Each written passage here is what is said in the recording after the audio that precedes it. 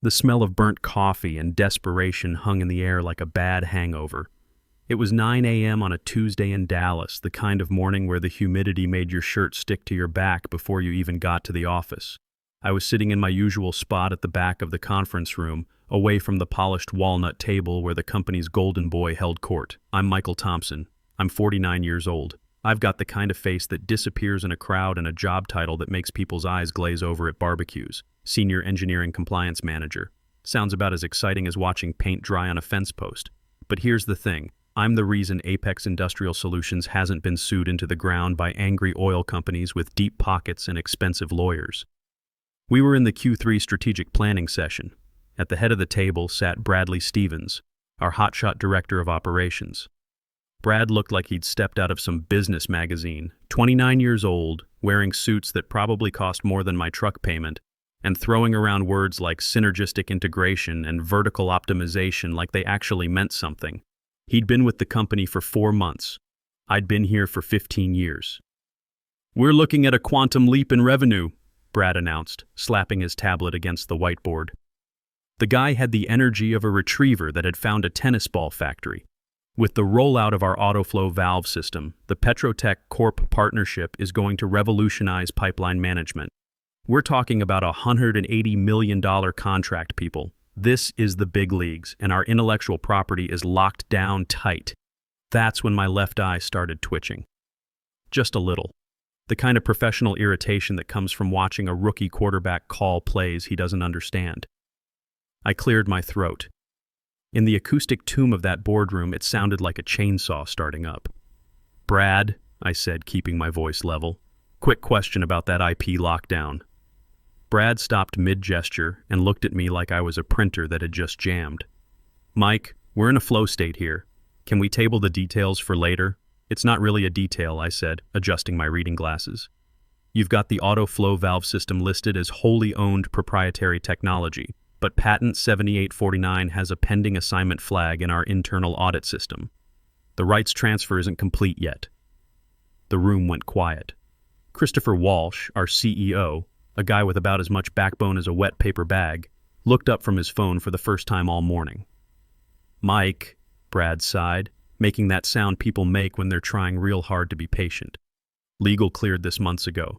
PetroTech is ready to sign. Stop looking for problems where there are only solutions." "I'm not looking for problems, Brad. I'm trying to keep us from committing contract fraud." I pulled out my folder, the same beat-up manila folder I'd been carrying for 5 years. Patent 7849 is the backbone of that entire valve system. If the assignment chain isn't clean, PetroTech can freeze the contract and walk away. Brad laughed. It was the kind of bark you hear from guys who peaked in college football. He looked around the table, inviting the other VPs to join in. A few of them chuckled nervously, like dogs hoping for table scraps. "This is exactly what I'm talking about," Brad said, turning his back to me. "Old school thinking, roadblock mentality. We're building rockets here, Mike. You're trying to check the tire pressure while we're launching into orbit." Heat climbed my neck. Cold, hard anger. The kind that comes from a man who knows exactly how the machine works getting lectured by a kid who just likes pushing buttons. The meeting dragged on for another hour. I didn't say another word. I just took notes. Detailed, time-stamped notes. I wrote down every promise Brad made, every risk he waved off, every regulation he called optional guidance. At the end of the meeting, as people shuffled their papers and checked their phones, Brad clapped his hands together. "One more thing, housekeeping item." He turned his laser focus on me. There was something nasty in his eyes, like he wasn't just annoyed by my earlier interruption. He was offended that I existed. "We've been reviewing the discretionary budget for end-of-year bonuses," Brad said, loud enough for his voice to carry into the hallway. "We've decided to pivot our compensation strategy toward rewarding growth mindsets. Unfortunately, Mike, based on your performance today and the general resistance you've shown this quarter, we're canceling your annual raise. The bonus is off the table too." The silence that followed wasn't awkward. It was horrified. You don't publicly strip a senior employee of their bonus in front of the entire executive team. It was a power move so aggressive it bordered on psychotic. "We need team players," Brad continued, flashing that smile that never reached his dead shark eyes. "Not anchors, Maybe this will motivate you to get on board with the vision." Chris Walsh didn't say a word. He just sat there tracing circles on his notepad with his pen, over and over. Blood drained from my face. My hands went numb on the conference table. 15 years. I'd missed my daughter's graduation for this company. I'd worked through pneumonia, through my divorce, through my dad's funeral, making sure their patents were filed, their compliance was clean, their asses were covered. And this punk was taking food off my table because I dared to correct him on a filing error. I didn't yell, I didn't flip the table. That's what they expected, the old guy losing his cool. Instead, I stood up. I capped my pen with a sharp click. I gathered my notebook and my tablet. "Understood," I said. My voice was steady as a concrete foundation. Brad blinked. He looked disappointed he didn't get his emotional breakdown. "Good. Glad we're clear." "Crystal clear," I said. I walked out of that conference room, my boots clicking on the industrial carpet. Click, click, click. It sounded like a countdown timer. They thought they'd broken me. They thought they'd put the company dinosaur in his place. I could hear them laughing as the door closed behind me. What they didn't know, what Brad's infinite arrogance hadn't bothered to check, and what Chris was too checked out to remember, was the specific history of Patent 7849. Brad was right about one thing. It was the backbone of the $180 million deal. But he was wrong about who owned it. He thought it was company property. I knew for a fact it wasn't, because I designed it. And I knew exactly where all the bodies were buried because I was the one holding the shovel. My office was in the compliance wing, which is corporate speak for the corner near the server room where they stick people who actually work. It hummed with cooling fans and smelled like ozone from overheated electronics. I liked it there. It was far from the glass offices where people like Brad touched base and circled back. I sat down in my chair. The good one I'd bought myself because the company-issued ones were designed to slowly destroy your spine, and put my hands on my desk. My breathing was shallow, my heart hammering like a jackhammer against concrete, but my mind was cooling down, freezing over into a block of absolute clarity. I opened my desk drawer. It was organized with military precision, color-coded folders, backup drives in labeled cases, and there in the back, tucked inside a plain manila envelope marked Miscellaneous Legacy, was the file. Let me explain something about patent law. It's boring as watching grass grow in January. It's a world of semicolons that can shift millions of dollars, filing dates stamped down to the second. It's a place where close enough is legally the same as complete failure. Guys like Brad think big. They think in broad strokes.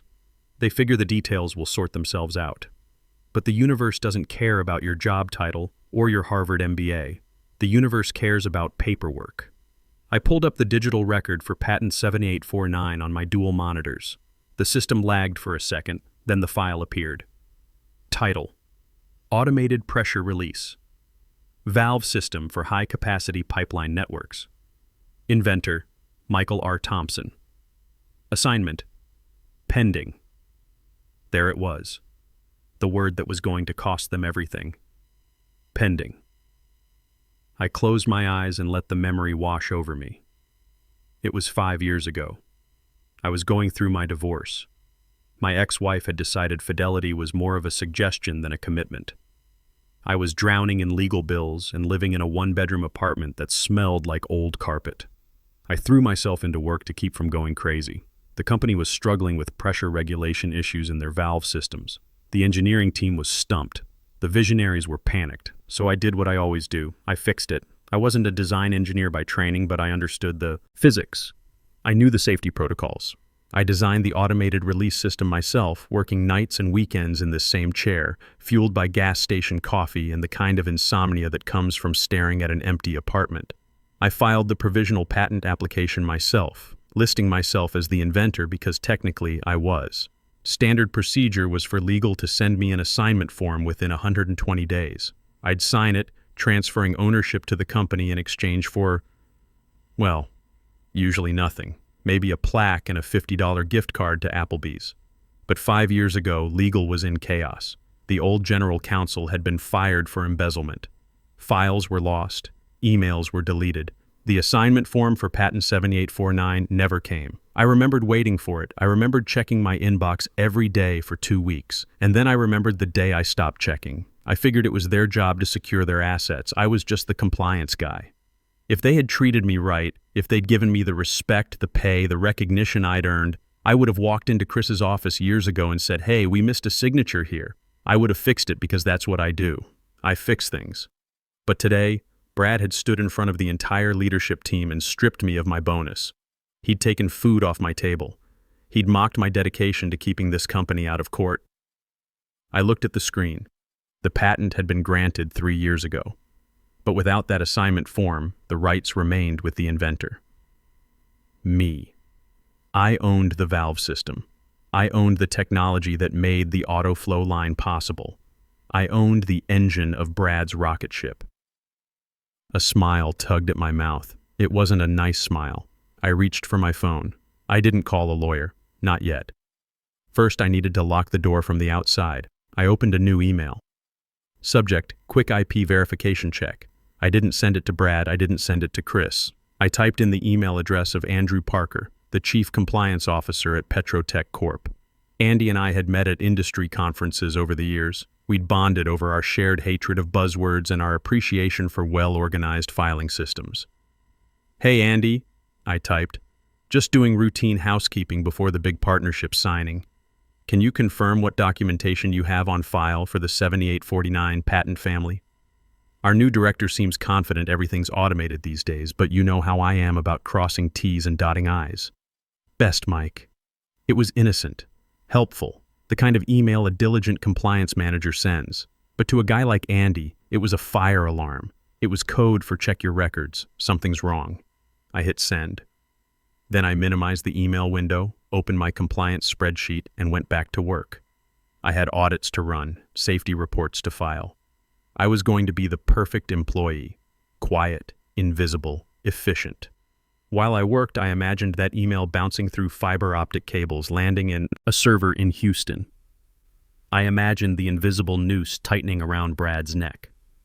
At lunch, while everyone else headed out for overpriced salads or hit the gym to burn off their corporate stress, I stayed at my desk. I unwrapped a turkey sandwich I'd brought from home and dialed a number I hadn't used in 6 months. "Denton Patent Services, this is Jonathan." Jonathan Barnes was 68 years old, a retired patent examiner who now worked as a consultant for people who could afford his hourly rate. Or in my case, for people who'd been bringing him homemade beef jerky every Christmas for a decade. "John, it's Mike Thompson." "Mike, what's the good word? Finally ready to quit that circus and work for someone who appreciates talent?" "Not yet, John. But I've got a hypothetical for you. I love hypotheticals. Usually means someone screwed up big time.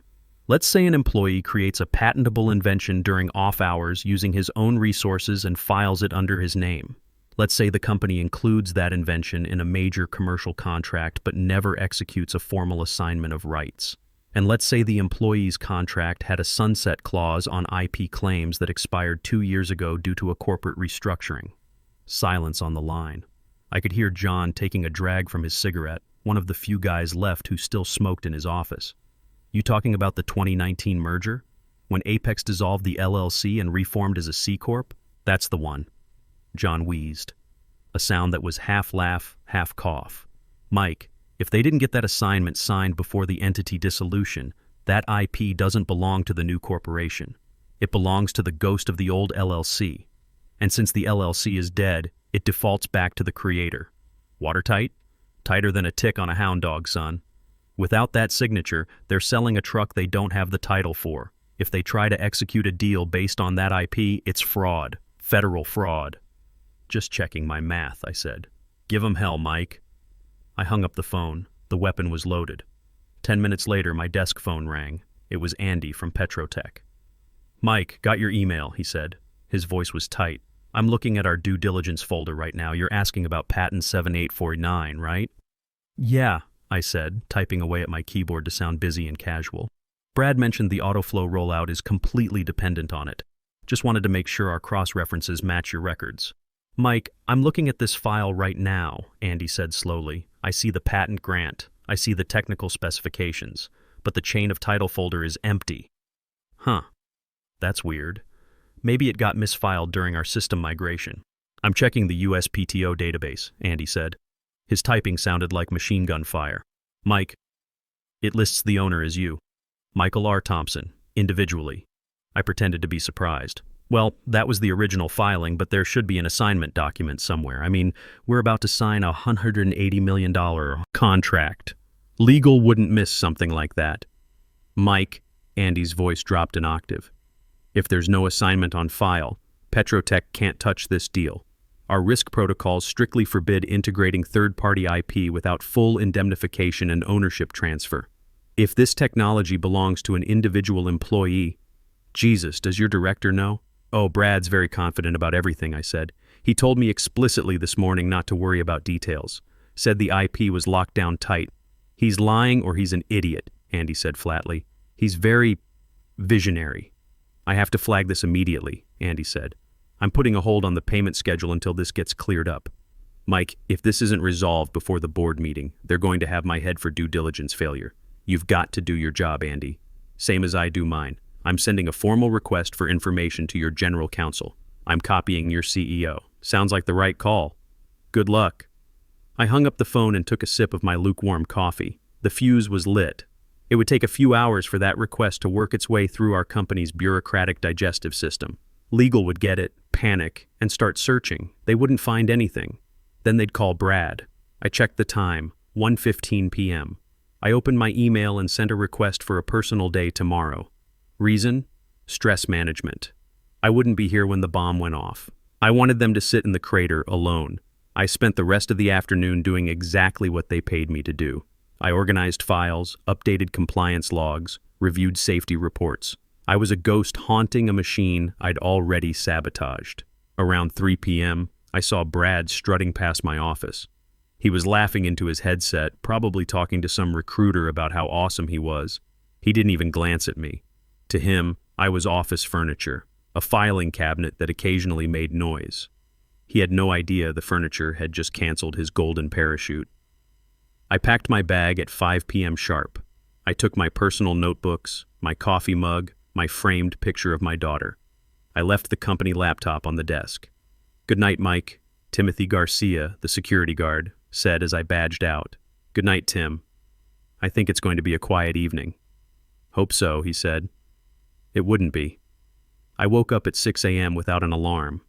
The Texas sun was actually breaking through the clouds for once, filtering through my apartment blinds. It was quiet. No humming fluorescent lights, no chatter about quarterly deliverables. I made real coffee, not the industrial sludge from the break room. French press, dark roast. I sat on my balcony with a cup, watching Dallas wake up below. My phone was on the kitchen counter, face down, set to do not disturb except for family, but I could feel it vibrating like an angry wasp in a jar. Buzz, buzz, buzz, buzz, buzz, buzz. I took another sip of coffee and smiled. Right about now, 8:30 a.m., the morning stand-up would be starting. Brad loved stand-ups, made everyone stand in a circle and share their power goal for the day while tossing around a foam football. It was infantile and humiliating. I imagined the scene, Brad catching the ball, grinning, announcing his power goal to finalize the PetroTech signature, and then the interruption. I walked into the kitchen and flipped my phone over. The screen was a wall of red notifications. 6 missed calls from Chris Walsh, 4 missed calls from HR, 15 emails marked urgent high priority. Text from Patricia Rodriguez in accounting. "Mike, what's happening? Legal is running around like their pants are on fire." Text from Tim, the security guard. "Mr. Stevens threw his coffee mug at the wall. Just thought you should know." I opened the first email from Chris. "Urgent.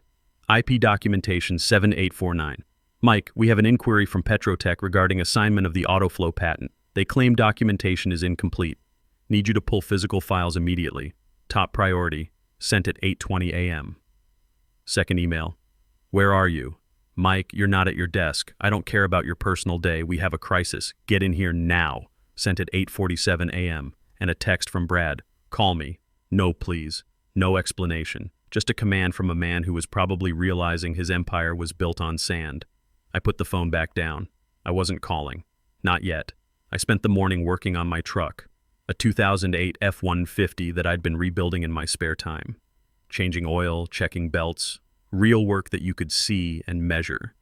Not like the abstract nonsense they peddled in corporate conference rooms. At 11:30, A courier knocked on my door. Michael Thompson, that's me. Priority delivery from PetroTech Corp Legal. Signature required. I signed for the thick envelope. Andy wasn't just flagging the issue, he was building a wall. Inside was a notice of contractual suspension. Dear Mr. Thompson, pursuant to our due diligence review of the pending partnership between PetroTech Corp and Apex Industrial Solutions, we have identified you as the sole legal owner of Patent 7849. As we have no record of a licensing agreement between yourself and Apex Industrial, we are notifying you that all integration of autoflow technology has been suspended effective immediately. We are prepared to enter direct negotiations should you wish to license independently of your current employer. I laughed out loud. They'd cut Apex out entirely and were talking straight to me. Smart move. My phone buzzed with a voicemail from Chris. I decided to listen to this one. Mike. His voice was tight, high-pitched. Mike, pick up the phone. PetroTech just froze the accounts. They sent a cease and desist claiming you own the technology. What the hell is going on? Brad is saying you sabotaged the database.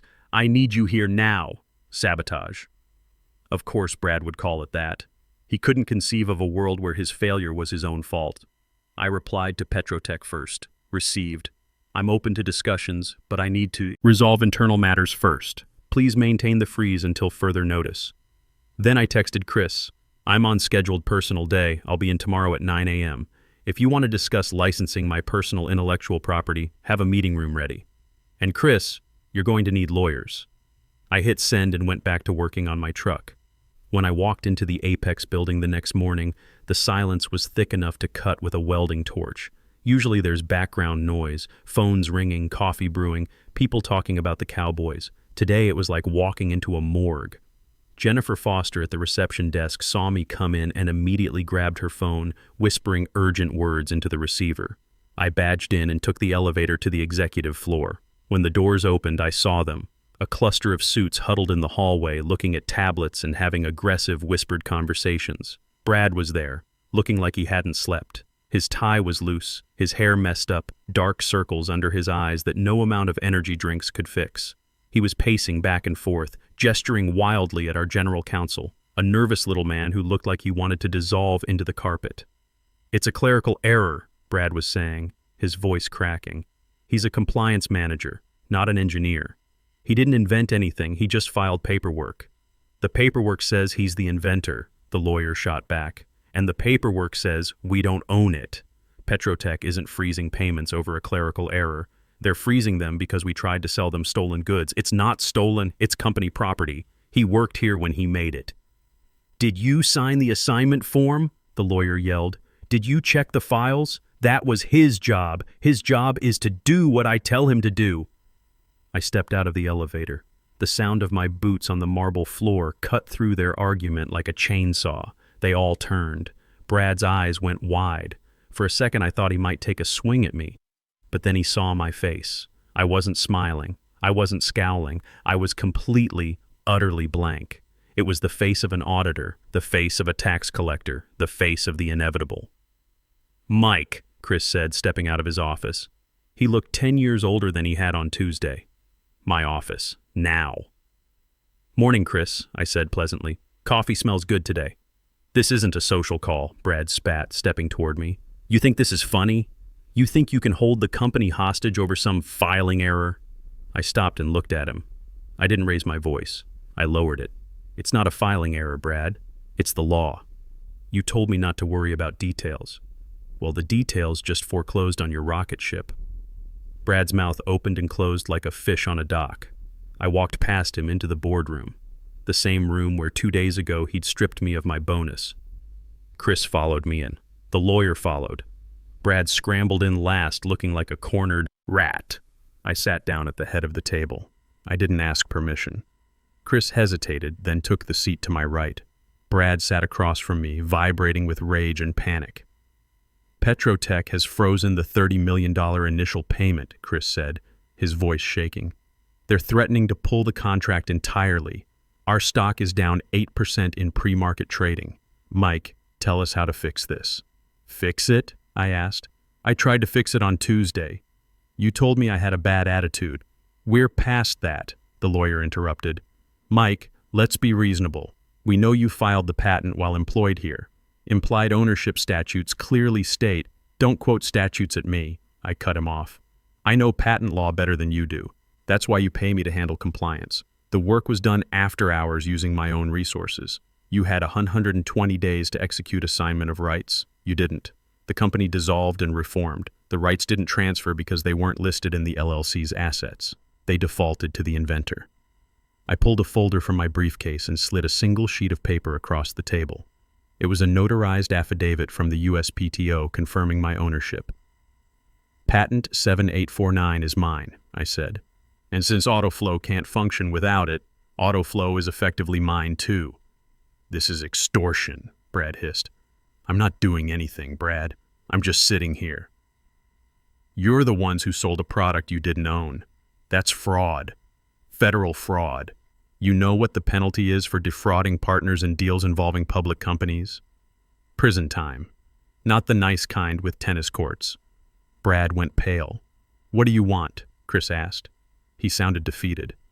I want to negotiate, I said, but not for a raise, certainly not for a bonus. I leaned forward. I want to discuss the terms of your surrender. The room went dead silent. We can fire you, Brad blurted. Gross misconduct, insubordination. Go ahead, I said.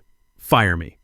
Then I walk out that door, call Andy at PetroTech and sell them an exclusive license directly. You'll lose the $180 million. You'll get sued by your shareholders. And you, I pointed at Brad, will be unemployable in this industry for the rest of your life. Brad slumped back in his chair. So, I said, opening my notebook. Let's talk numbers.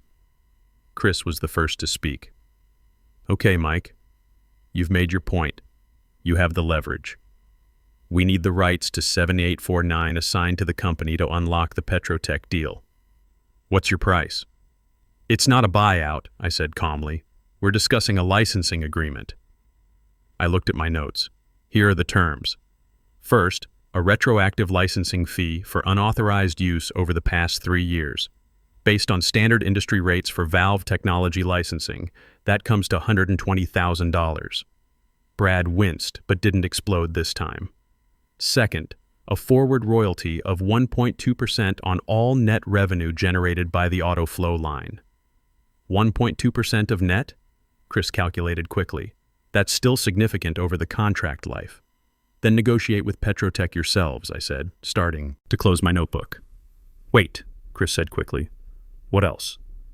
Third, I want a formal written apology from both of you, acknowledging that this crisis was due to executive oversight and failure to heed compliance warnings. This goes to HR and the board. I'm not signing that, Brad said, but his voice had lost its fight. Yes, you are, Chris said flatly, not even looking at Brad, because if you don't, you're fired. And Mike, what else? Finally, I said, getting to the part I'd enjoy most. I'm resigning today. The license agreement will be between the company and my new firm, Thompson Engineering Solutions. You'll be my first client. Same hourly rate as my current salary, plus the licensing fees. It took legal 3 hours to draft the contracts. When they brought back the papers, I read every single word. The most important clause was buried on page 18. Technical integrity rights, meaning they couldn't modify my valve system without my written permission. They signed everything. Chris first, then Brad, with a shaking hand. 3 weeks later, I was working from my home office when Brad sent his first email requesting permission to modify the pressure parameters. I waited 24 hours before replying, request denied. Proposed changes exceed acceptable risk thresholds per technical integrity clause. I imagined him reading it. I imagined that vein popping in his forehead. I took a sip of my expensive coffee and smiled. My new company was already getting calls from other firms who'd heard about the Apex situation. Turns out there's good money in being the guy who can bring a $180 million deal to its knees with a single email. Compliance isn't the enemy, Brad. Arrogance is, and I was the repo man who'd come to collect your rocket ship.